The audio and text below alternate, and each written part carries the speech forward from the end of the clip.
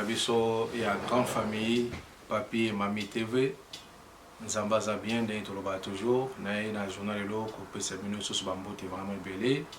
Et puis coupe sebino nzamba za bien, azo pesebiso pema, santé makasi, azo protéger biso na oza physique, mais na oza spirituel. Vraiment, tozo commissaire en union. Alors, sans cesse, tu peux savoir toujours merci. Vous avez biso, ba commentaire, ba view, ma camonionso. Toujours peux savoir vraiment merci. Alors, les lunes spécialement, pour souhaiter ba sincère condoléances dans Kombonanga et puis dans moi-même. Toujours souhaiter ba sincère condoléances na maman na biso oyo azali icône na kata monde à théâtre atiki biso. Maman Chako, vraiment toujours présenter ma sincère condoléances dans la famille biologique et aussi dans la famille artistique. Donc, l'artiste notamment Baoya Mikolo Akalawana, Maman Bomengo, Maman Bolingo, Maman Pimbele, Maman Alinga, Icône Bayaya Penza Likoloana, toujours ce termino condoléances et surtout Torbo Sanaté jeunesse montante. Donc, jeune, on peut continuer à monde à théâtre. Donc, bref, bien sûr, artiste, au à théâtre, moteur artiste. L'occasion à l'Iwa Mamna Biso Chako, tu es consulté Bino, sincère condoléances. Oui, la grande famille, Naoki passe Mingi, Naoki Mama Mingi, Ndenge Mamna Biso Chako, Atiki Biso. Maman Chako na ebité so eza na mwana ta mwana muke abungi ko yebaye eza la mikolo eza la bana donc maman Chako za maman moko yebani asali bela monde théâtre.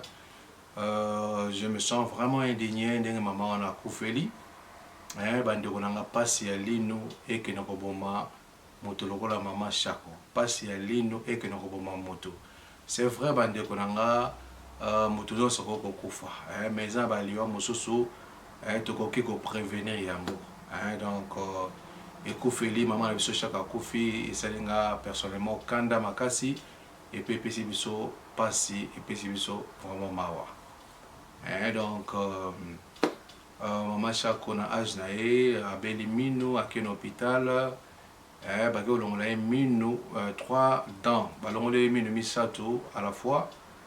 Bandeko yebi à un certain âge banzoto et supporter sous ba douleur makasi makasi te balongola 3000 ka boye et ça les passe mingi. Alors naningina soloka moi muke moi observation na ngande na sali ndenge maman Chaka kufi maman mine bando sala pasi akena hôpital na ebité on essaie que balongola mino ka mbala moko ndengo wana bandeko na bamboko to vanda eloko lokola mino ate zo salo pasi elingo bate po mino salo pasi que no hôpital mbala mo balongola non nga na bila mino plusieurs fois na Canada soko ke na ebi une fois mino saka nga pasi makasi na ken hôpital qui vraiment urgence médecin wana zaki japonais a consulter nga abi non peu importe même salo pasi mino na yo est infecté il faut un antibiotique sozwi antibiotique ndetoroki donc na zonga bapesanga bakisa douleur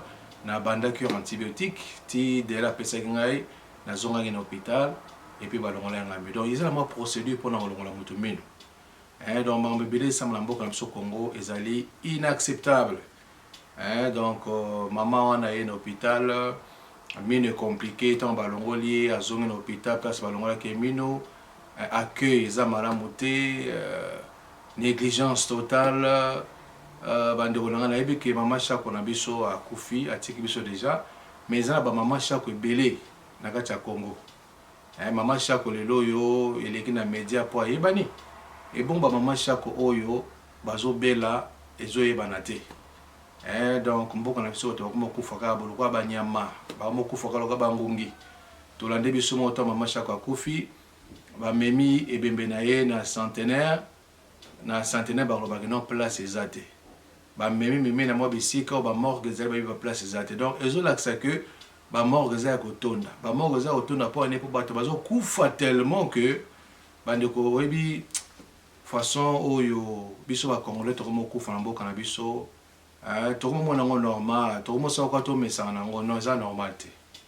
C'est normal, bato bakufaka ndenge wana mikolo nyonso lokola banzinzi lokola bangungi comme nango normal ke bato bakufaka na bango.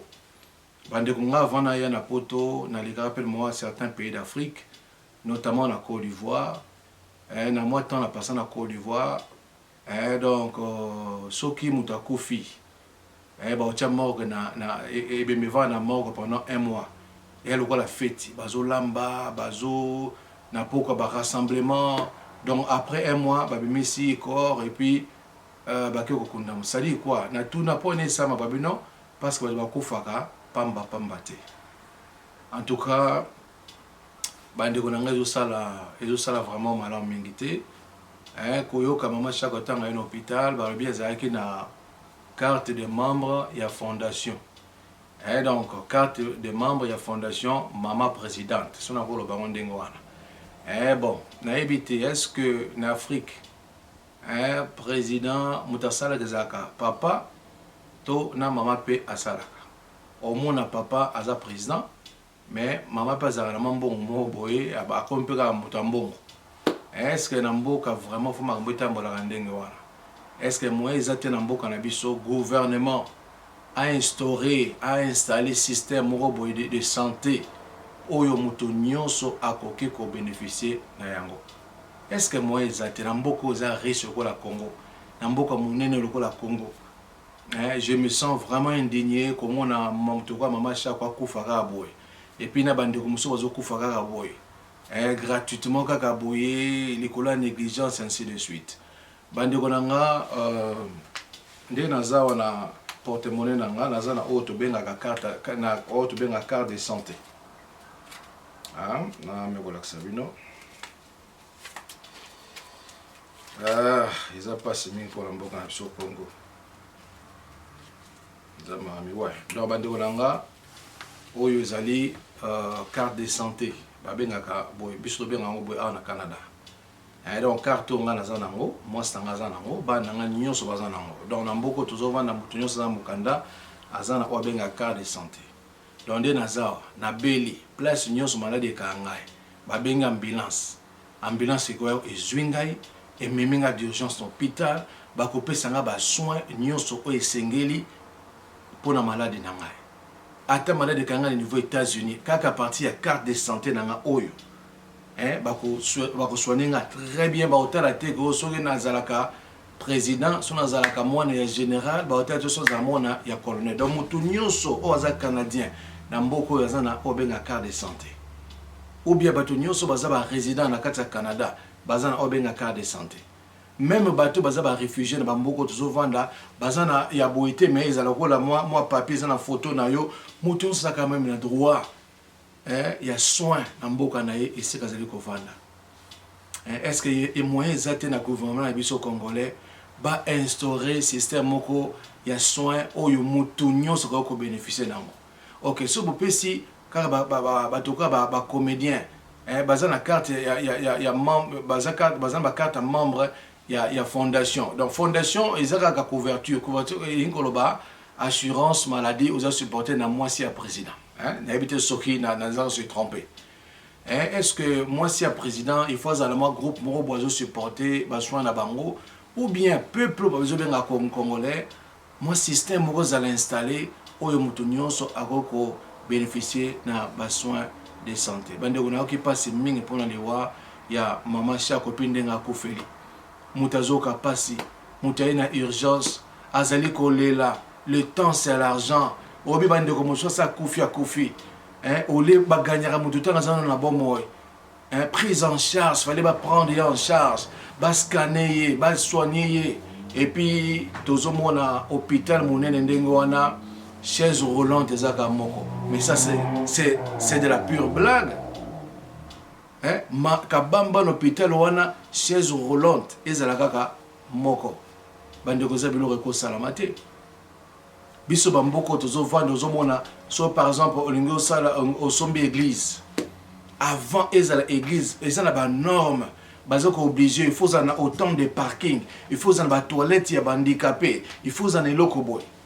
Mais toujours moi na mboka na biso hôpital eza ekozanga mpe même chambre ya mutu avanda na ndako 3 chambres salon azwi ya 4 pe 2 chambres ekomi nango hôpital bandeko eza bablague yango ozomona bato bazokufa lokola bambinzo yango ozomona bato bazokufa lokola banyama vraiment eza bien te c'est vraiment désolant c'est vraiment désagréable komona mutu akende kokufa kaka boye likolo ya négligence ezali malamu te et puis eloko oyo so mutu azali kobela bandeko mutu aye na hôpital bazoyamba ye te il faut ozala na mbongo mais soki mutu aza na mbongo te est ce que tozozonga kaka na gouvernement est ce que gouvernement akosala te moloko moko te keno oyo congolais nyonso riche ou pauvre oyo akoki kobénéficie na yango est ce que moyen eza te gouvernement lokola toza na bambongo ebele olo tosombaka bamituka mpona baministre totongi ete bahôpital na barégion mo bahôpital fo ozala mo ebele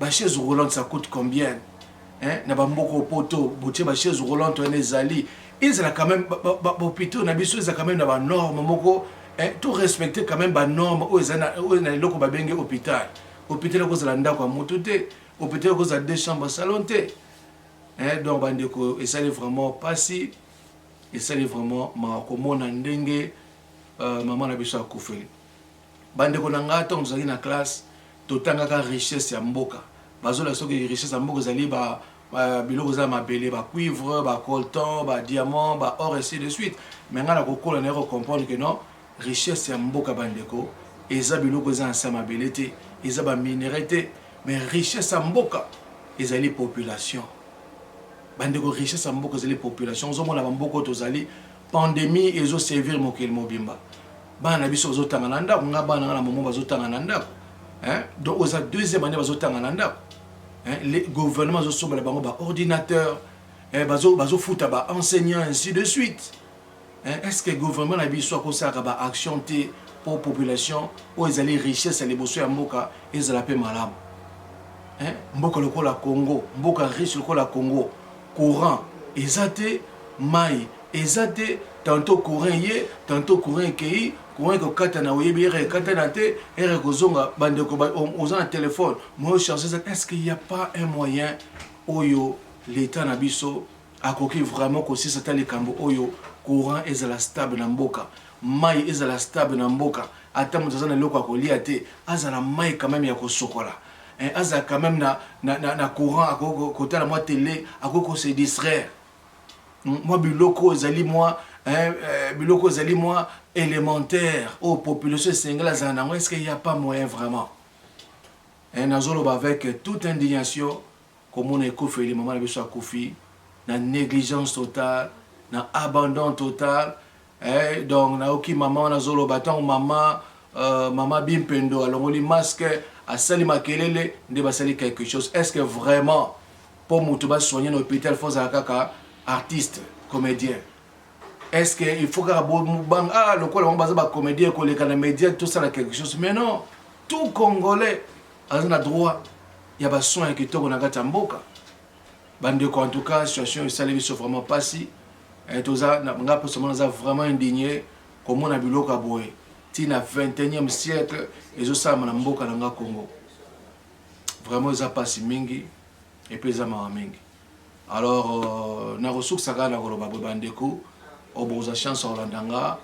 toza bapassager na mokili oyo tozomona bato ebele oyo toyebi batiki mokili oyo baartiste bazokokufa batambongo bazokokufa bapauvre bazali kokufa eloko nakoloba kaka na occasion ya liwa mama na biso shako bandeko na nga tobongisa bavi na biso liboso ya nzambe to comprendre que non soki mama shako lelo akei a précédé biso dans la gloire de Dieu lobe kozala yo lobe kozala ye lobe kozala ngai to bongisa bavi na biso ndenge toza anasi ya mabele oui bandeko tokoteya bino sur le mariage c'est bien tokoteya bino sur technique comment okosala pour garder mobile c'est bien comment okosala pour ozala na libala moko équilibré c'est bien mais bandeko na nga il y aura un jour tokotika mokili oyo donc liwe ezali passage obligé ya moto nyonso tu yango comme conseil nakopesa lelo bandeko to bongisa bavivre na biso bavi na biso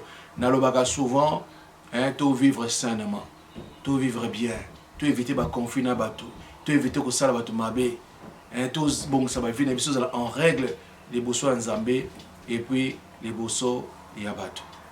Donc eloko nakoko ebisa biso yangwana et puis eloko mibale o nakoko ebisa biso lelo bande konanga en tout cas soko bozana moto zali kobela so bozali kobelisa moto faut bolalisa miso te il faut kofungola miso il faut vraiment kofungola miso balingi bapesa moto kisi il faut boye beza kisi nini balingi basala moto examen faut bezali examen ni balingi basala moto so okende ozo kobelisa moto okende na hôpital miso za kolala omonaka moto akufi ndengwana il faut moto akufi mo ko récupérer lisusu ezati yango ba famille tozala éveillé tant bozo belisa moto miso za kolala te miso za kasuka ezala vraiment ekasumuka tozala vraiment éveillé tant vous allez kobelisa moto ozo kende na kati na hôpital donc et ça est vraiment biso passe mingi et puis ça est biso vraiment mingi alors on est indépendant on est borné mingi te nazo suka awa nazo souhaiter encore une fois sincères condoléances na famille biologique et maman Chako et puis sincères condoléances na artiste na biso comédien Yamboka donc congolais tout élément aux habilo moto ko tikala jamais tout tikala tokoki jamais ko kangamino na biso tout tikala silencieux. Donc devant le mal, il ne faut jamais se taire devant le mal. Et bien là, ça doit cesser. Nagatambo Kanabiso, Congolais a récupéré fierté naïe au Tuzaki Nango dans le passé. Vraiment, na Sukiawa, Tikan Zamba Lola a consolé Mite Manabino et puis a Pambolabino et Bele. Zamba Zabia. Bye bye.